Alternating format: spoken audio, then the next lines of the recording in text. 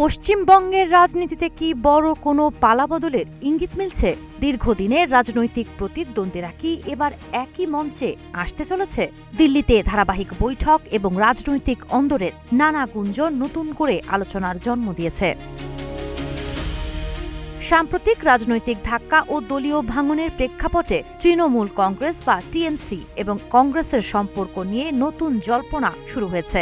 রাজনৈতিক মহলে আলোচনা চলছে ইন্ডিয়া জোটের সাম্প্রতিক বৈঠককে কেন্দ্র করে মমতা বন্দ্যোপাধ্যায়ের কংগ্রেসে যোগদান বা দুই দলের ঘনিষ্ঠতা বাড়ার সম্ভাবনা তৈরি হয়েছে।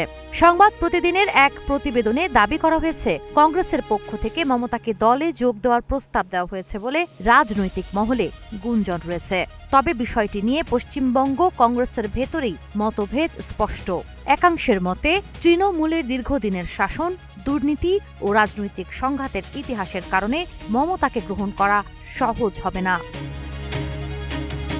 প্রবীণ কংগ্রেস নেতা অধীর চৌধুরী ও আব্দুল মান্নান প্রকাশ্যেই মমতার সঙ্গে কোনো ধরনের রাজনৈতিক সমঝোতার বিরোধিতা করেছেন। অন্যদিকে প্রদেশ কংগ্রেস সভাপতি শুভঙ্কর সরকার তুলনামূলক নমনীয় অবস্থান নিয়ে বলেছেন, কেউ কংগ্রেসে আসতে চাইলে তাকে রাহুল গান্ধীর নেতৃত্ব মেনে নিতে হবে।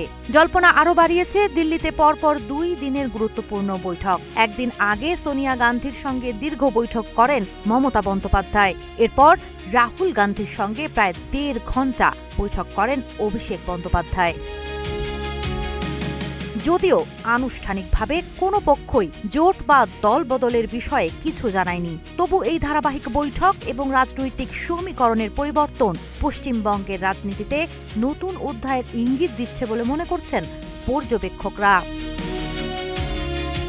সাবা খান, নাগরিক প্রতিদিন।